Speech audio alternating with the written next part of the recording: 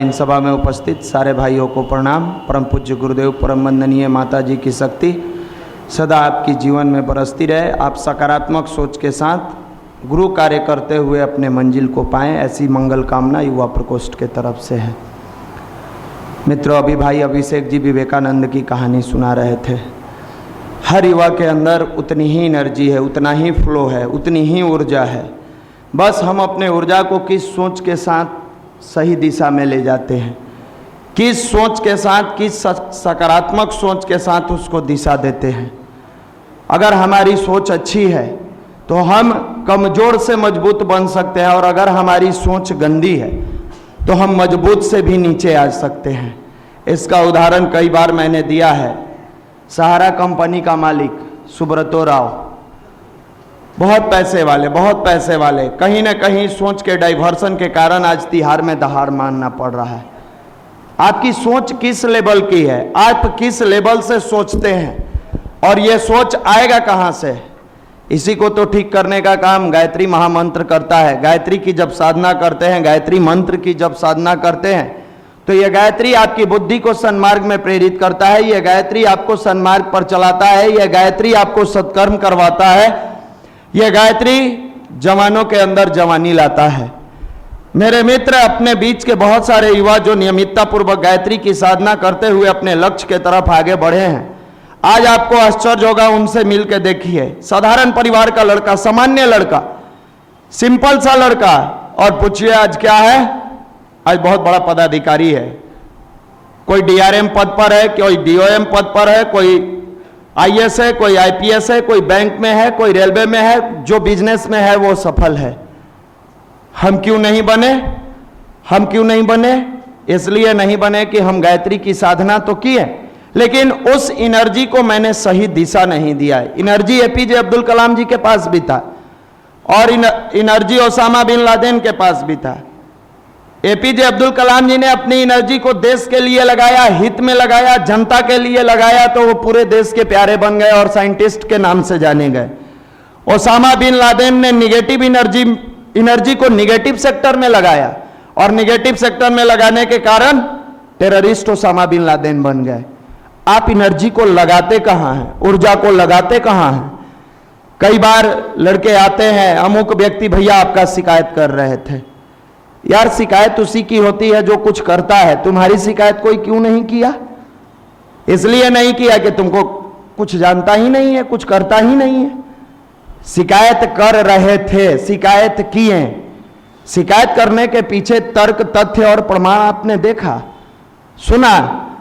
इंसान जब किसी से जुड़ा रहता है तो कहता है बहुत अच्छे हैं। सपोज दैट हम आपसे जुड़े, आप बहुत अच्छे हैं, और आपसे रिश्ता हमारा टूट गया, तुरंत उलट जाता है, अरे इसके जैसा गंदा तो व्यक्ति ही नहीं था। जब आप जानते थे गंदा था तो जुड़े क्यों?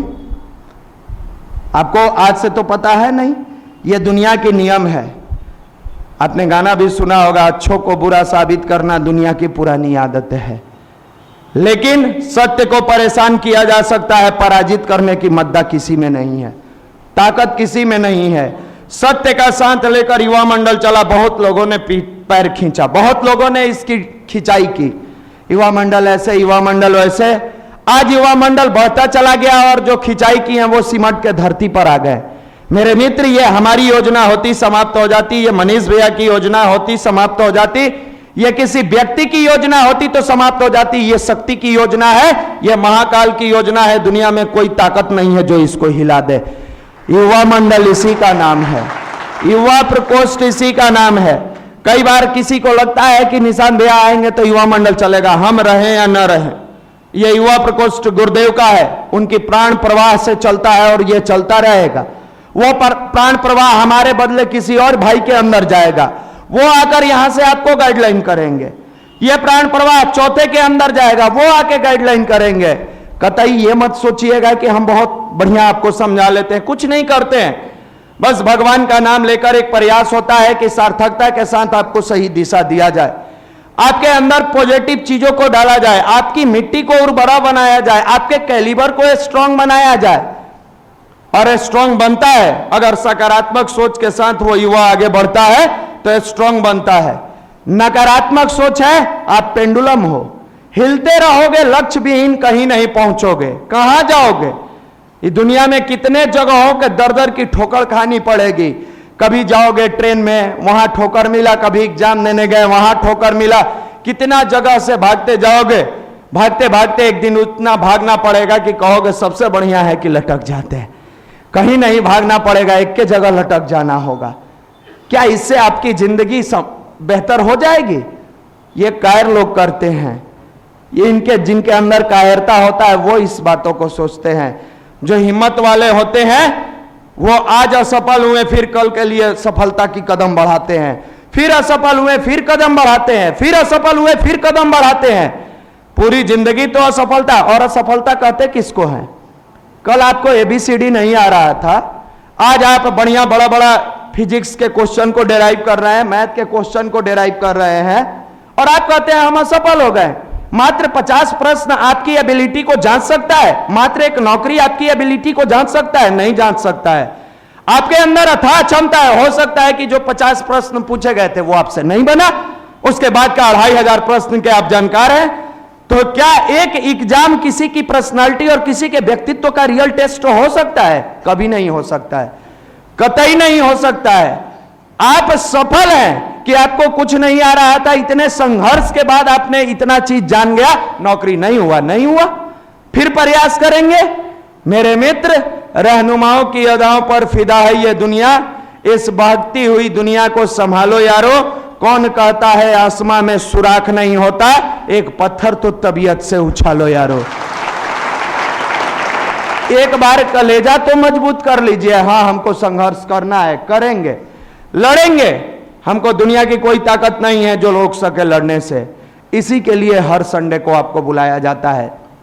अभी हमारे पुराने भाई जिनके बारे में अक्सर मनीष भैया चर्चा करते थे, ट्रेन में जाते थे, साहित्य झोला पुस्तकालय चलाते थे, ब्रांच में नौकरी, PO बने, PO बनने के बाद चेन्नई में पोस्टिंग रहा, चेन्नई के बाद पटना में CDA बिल्डिंग में पोस्टिंग हुआ, सेंट्रल बैंक के ब्रांच मैनेजर हैं। देखिए कितने आराम से आके आपके बीच में बैठे हैं। एक बार पीयूष जी खड़े हो जाइए। भाई लोगों को इन्हीं के बारे में अक्सर जिक्र किया जाता है। एक बार हम जोरदार ताली से आपका स्वागत करते हैं। मेरे मित्र, युवा प्रकोष्ठ ऐसे ही खजाना को खोज के तराशता है, तराशते हुए उसको बेहतर बनाता है। आज ब्रांच मैनेजर हैं। आज ये गायत्री परिवार का संस्कार है जो आप कहीं भी ब्रांच में जाते हैं पूरी ईमानदारी से लोगों की सेवा करते हैं। आज युवा प्रकोष्ठ का यह संस्कार है जहां आप जाते हैं, साधना, स्वाध्याय, संयम और सेवा सारे चीज को बरकरार रखते हैं, सारे चीजों पर आप कार्य करते हैं। हम निवेदन करेंगे भाई अभिषेक जी और राजीव जी से कि हमारे भाई अब अतिथि हैं, उनका स्वागत तिलक माला से किया जाए। हम आपकी जीवन की मंगल कामना भी करते हैं और हम प्रयास करते हैं कि ऐसे ही हमारे युवा प्रकोष्ठ से सफल भाई हमेशा निकलते रहे। एक बार जोरदार ताली से पुनः स्वागत करते हुए हम अभिनंदन करते हैं। ओम भूर्भुवः स्वः तत्सवितुर्वरेण्यं भर्गो देवस्य धीमहि धियो यो नः प्रचोदयात्। बता दें आपके बारे में कि आपने सबसे पहले 2008 में हम लोगों के साथ ये शांति कुंज गए। उस समय 6 या 8 के आसपास में सब लोग हम लोग एक साथ शांति कुंज गए।